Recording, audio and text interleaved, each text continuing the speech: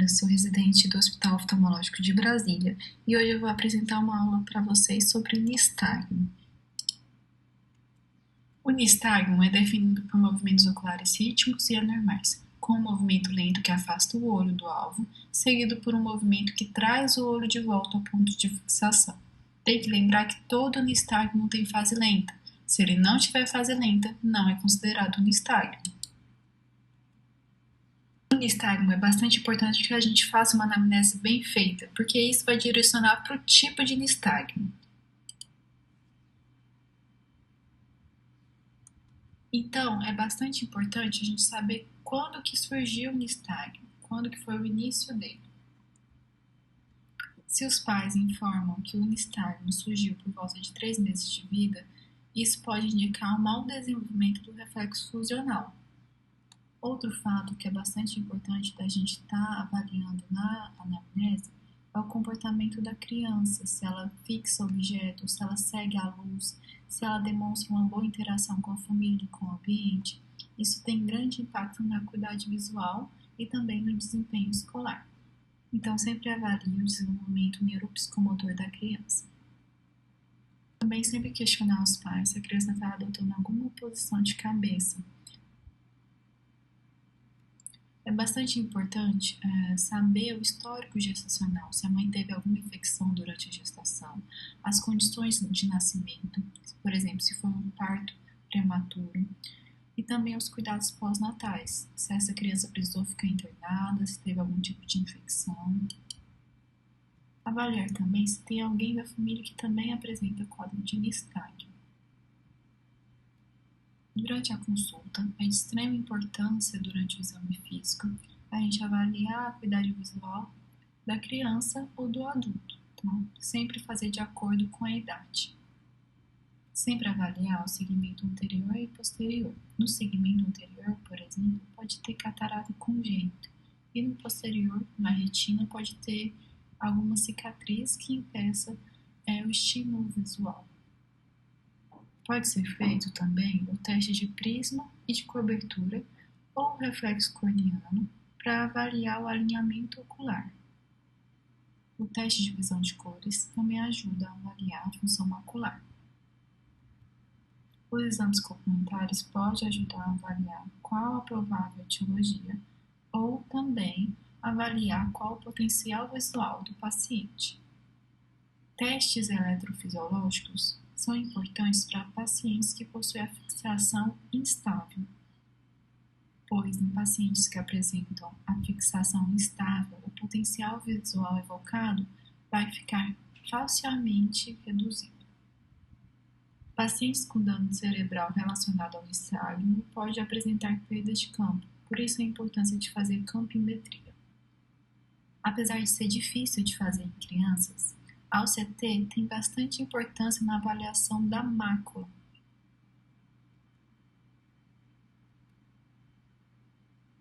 O nistagmo ele pode ser classificado quanto à direção do movimento, ao tipo de movimento, à amplitude e à frequência. Quanto à direção, ele pode ser horizontal, vertical, torsional ou uma combinação desses movimentos. O nistagmo também pode ser classificado em pendular, que é só o movimento lento, ou em jerk, que também é chamado de mola, que é o movimento lento, mas movimento rápido. Lembrando que o que determina a direção do nistagmo no jerk é a fase rápida. Também pode ser classificado quanto à amplitude, pequena, que é até 5 graus ou 1 milímetro, média, que é de 5 a 15 graus, que é 1 a 3 milímetros, ou de alta amplitude, que é acima de 15 graus ou acima de 3 milímetros.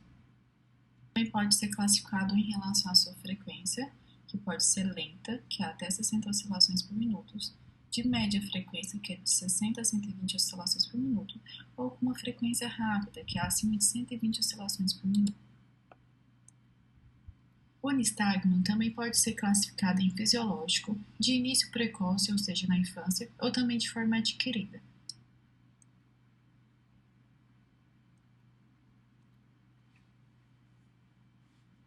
No nistagmo fisiológico existe o nistagmo vestibular, que é um nistagmo causado por estimulação do sistema vestibular.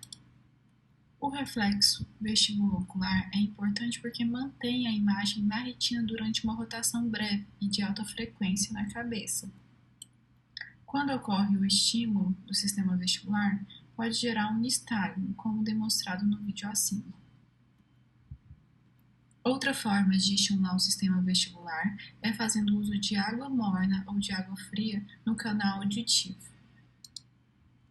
Quando se estimula o canal auditivo com água quente, é gerado um nistagmo em mola, ou seja, em jerk, para o lado que foi estimulado.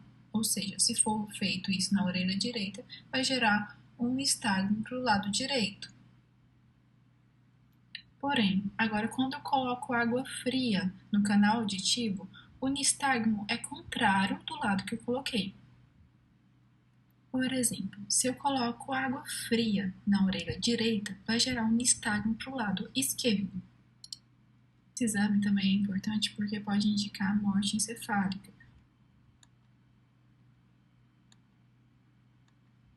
Agora, o nistagmo optocinético também é considerado um nistagmo fisiológico, e ele é uma resposta a objetos em movimentos. Ele é considerado um nistagmo horizontal ou vertical e é classificado em jerk, em mola, ou seja, tem a fase rápida e a fase lenta. Lembrando que o que vai determinar a direção do movimento é a fase rápida. A assimetria entre os dois olhos do nistagmo pode sugerir lesões no cérebro, ou seja, lesão no córtex parietal ou no parieto occipital, associada a uma hemianopsia homônima.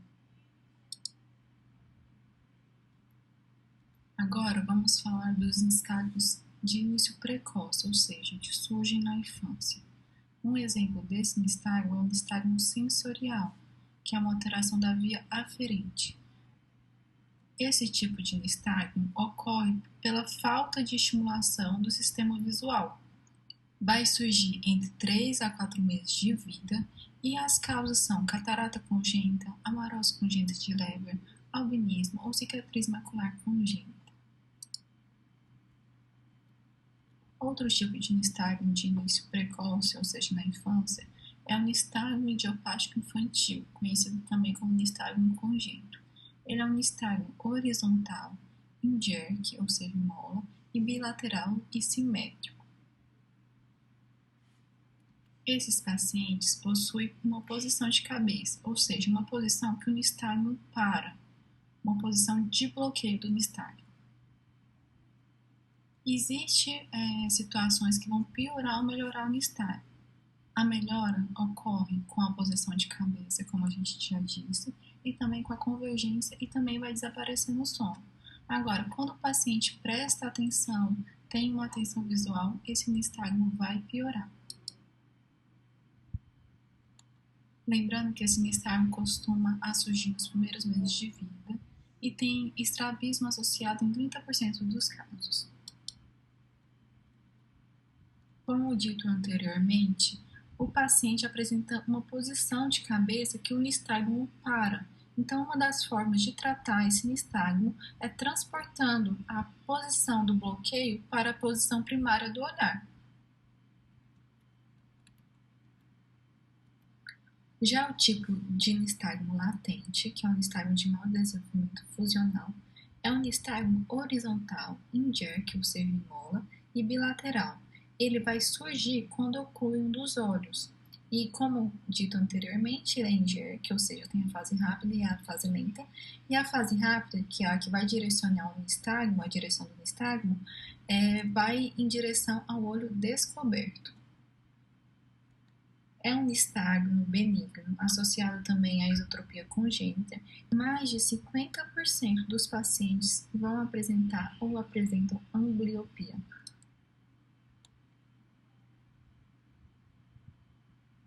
Já o nistagmo spasmo lutans também é um nistagmo de início precoce que surge na infância. Ele pode ser uma combinação de movimentos, que é horizontal, vertical e oblíquo. Ele também é classificado como pendular, de amplitude pequena e bilateral. Esse nistagmo apresenta uma tríade. é um nistagmo pendular, binocular e de pequena amplitude, associado à aceno e postura normal da cabeça e também manifestado no primeiro ano de vida. Lembrando que esse nistagmo é benigno e de causa desconhecida, vai se resolver na primeira década de vida. E apesar de ser benigno, ele pode apresentar baixa acuidade visual ou erro refrativo significativo. Ora, vamos falar das formas adquiridas de nistagmo. Um dos tipos de formas adquiridas de nistagmo é o nistagmo vestibular central. Essa tabela mostra o tipo de nistagmo e a provável localização da lesão central que pode ocasionar esse tipo de nistagmo. O tipo de nistagmo vestibular central downbeat é um nistagmo vertical em jerk ou em mola, ou seja, tem a fase lenta e a fase rápida. Lembrando que a fase rápida que vai determinar a direção, e como o próprio nome diz, a fase rápida é para baixo, ou seja, downbeat. Ele é um nistagmo que surge quando ocorre lesão ao nível do forame magno, na junção cérvico-medular. Outro tipo de nistagmo vestibular central é o upbeat. É um nistagmo vertical em mola ou em jerk, ou seja, possui a fase lenta e a fase rápida, e a sua fase rápida, que determina a direção do nistagmo, é para cima, assim como o nome. Esse nistagmo pode ser gerado por intoxicação de fenitoína ou lesão do verme do cerebelo, ou seja, na fossa posterior.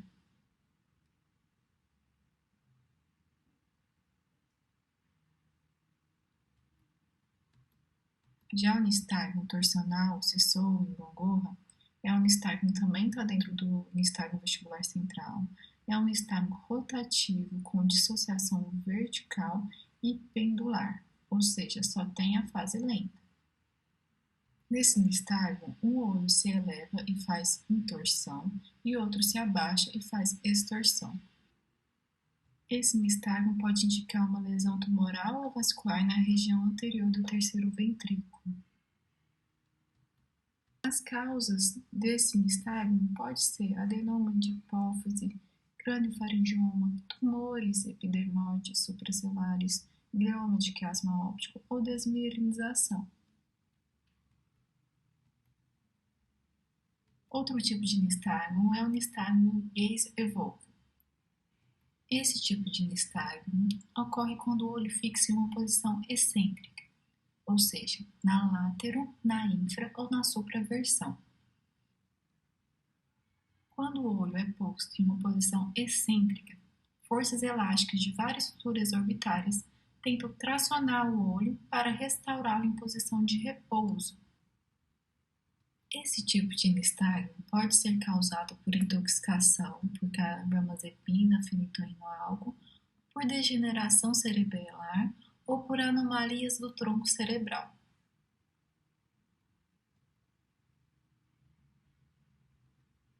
Outro tipo de nistagmo vestibular central é a retração convergência, que é um nistagmo que surge quando o paciente tenta olhar para cima. Quando ele tenta olhar para cima, ocorre uma convergência.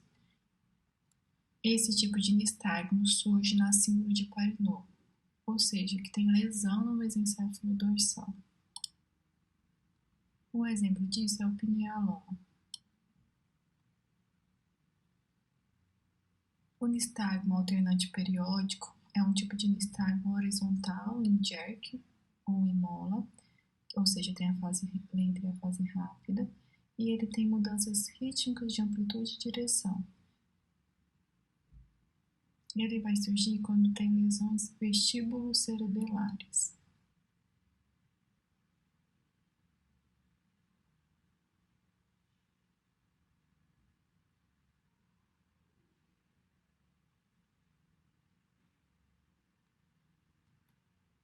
O tratamento do nistagmo adquirido tem como objetivo diminuir a velocidade da fase lenta. Com isso, tentar melhorar a acuidade visual e diminuir o sintoma de oscilopsia. Tratamento cirúrgico como tenotomia ou também a aplicação de toxina botulínica também serve como tipo de tratamento, porém ele causa efeitos colaterais como a diplopia ou restrição do campo visual, por isso são evitados. Devido a esses efeitos colaterais, vem se usado mais medicamentos orais. Um exemplo disso é a gabapentina e a memantina, que atuam no sistema GABA. Outro tipo de medicamento que pode ser utilizado é os inibidores da anidrase carbônica.